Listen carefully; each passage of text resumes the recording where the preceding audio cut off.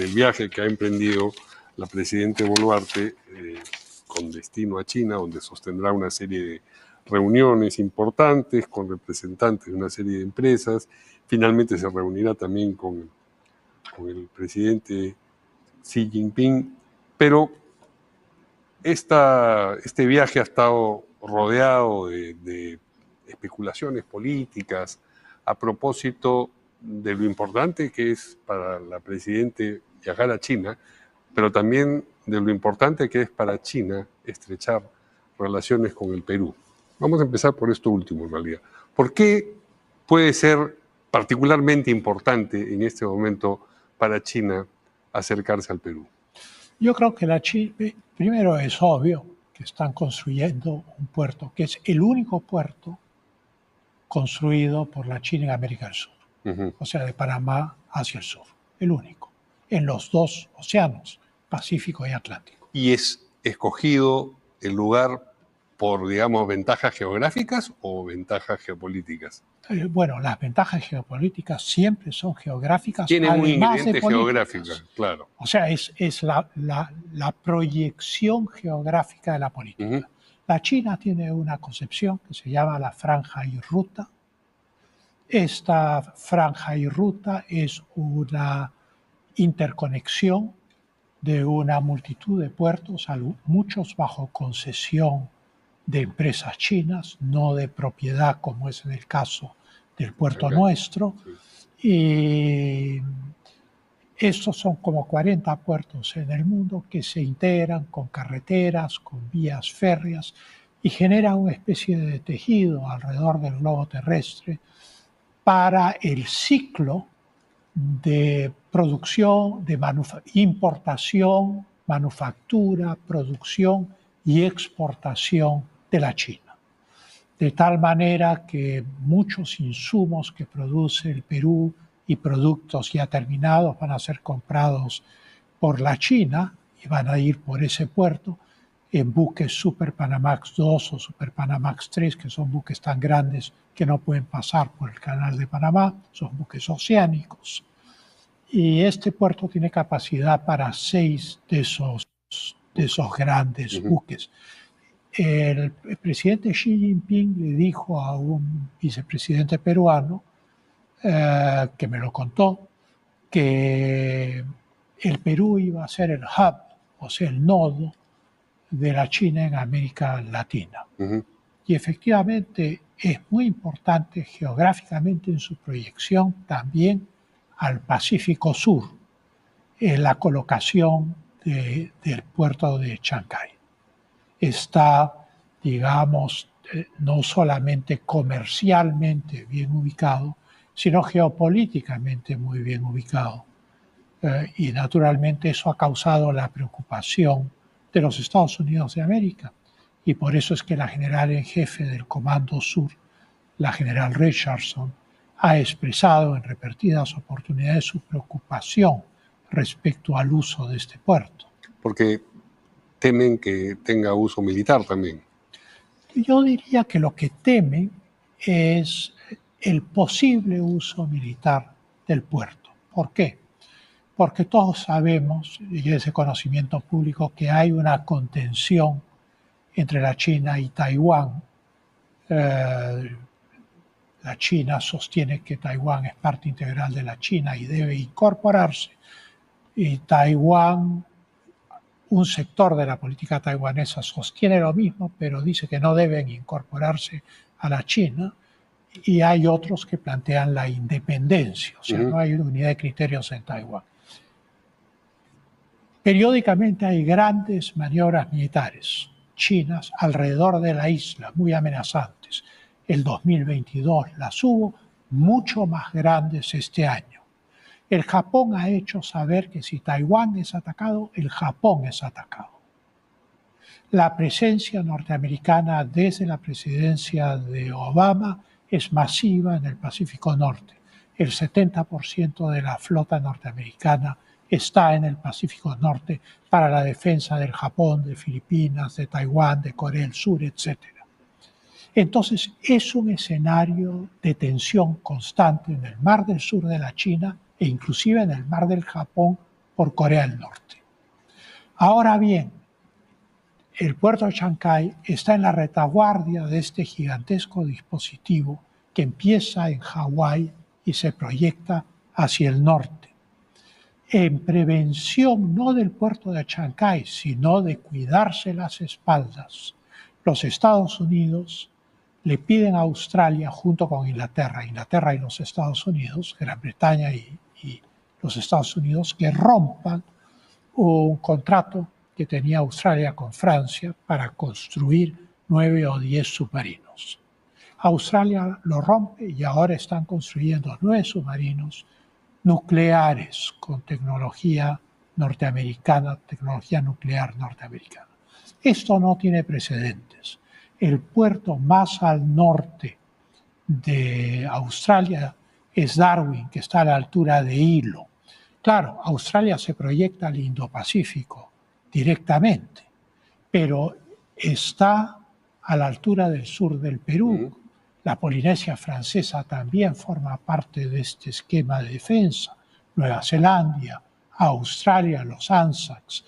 Y entonces estamos hablando acá no de un problema peruano, ni de un problema norteamericano. Estamos hablando de un problema global, como el que se vive en Europa respecto al conflicto ucraniano, pero en este caso de pura potencialidad, no de actualidad. Por eso es que el puerto de Chancay genera controversia. Y eso es lo que explica el interés de China en, digamos, la situación del Perú. Yo creo que el interés de China es esencialmente comercial. Los chinos son pragmáticos. ¿Las exportaciones peruanas son muy importantes para China? Muy. ¿Los metales? Los metales, la fruta, la pesca, en fin, hay una serie de productos que el Perú produce, litio eventualmente, que son enormemente importantes para la China. Y viceversa. Y viceversa. La importancia para el Perú de China. Bueno, no existe la bendición incondicional. Esos 6 Super Panamax, que son verdaderas ciudades flotantes, no van a llegar al puerto de Chancay vacíos para cargar mercadería peruana. Van a llegar cargados de mercadería. Y entonces van a haber sectores que se van a beneficiar y sectores que van a perder. Digamos que los exportadores de materias primas, de agroindustria, de todo lo que compra la China, van a ser beneficiarios. Los comerciantes de los productos chinos, sean estos teléfonos, aparatos eléctricos, automóviles, ropa, lo que fuese, van a ser beneficiarios. Pero hay sectores, naturalmente, de la industria peruana que van a ser también afectados por este fenómeno. Pero así es la economía política del mundo, unos ganan y otros pierden. Son las ventajas comparativas. Claro, si traen productos que a la larga resultan más baratos que los que... Claro. Ahora, toda la teoría de las ventajas comparativas y de los beneficios del comercio parten del supuesto de un mundo en paz y de gobiernos que se entienden entre ellos. Y lamentablemente estamos viviendo una época tormentosa y es obligatorio para los policy makers, para los que hacen la política peruana, contemplar este escenario tormentoso en el cual pues hay múltiples perturbaciones entre la China y Occidente, entre la China y los Estados Unidos, entre Rusia y la Unión Europea, entre Rusia y los Estados Unidos. Hay conflictos armados como el de Gaza, como el de Ucrania. El petrodólar está en su ocaso definitivamente las ventas de energía se dan hoy en otras monedas. Estamos en un mundo complicado, nuevo.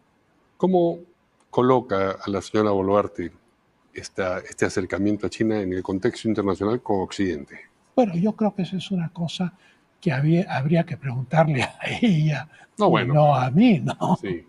Es decir, que el gobierno del Perú que está tan bien o mal vista va a ser a raíz de esto por los países. Bueno, yo creo que la presidenta Boluarte ha ido a la China porque hay razones de peso para ir a la China, que son de carácter económico, pero también de carácter político, porque en noviembre no solo se inaugura el puerto, sino que es la cumbre de APEC y viene Xi Jinping al Perú. No podía no ir la presidenta del Perú a la China. O sea, hay una serie de elementos de reciprocidad que son importantes, ¿no?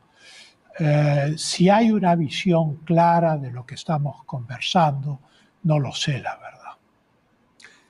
A lo que me refería con la pregunta es a, por ejemplo, habida cuenta de esta contención y suspicacia de los Estados Unidos a propósito del puerto y lo que eso puede representar.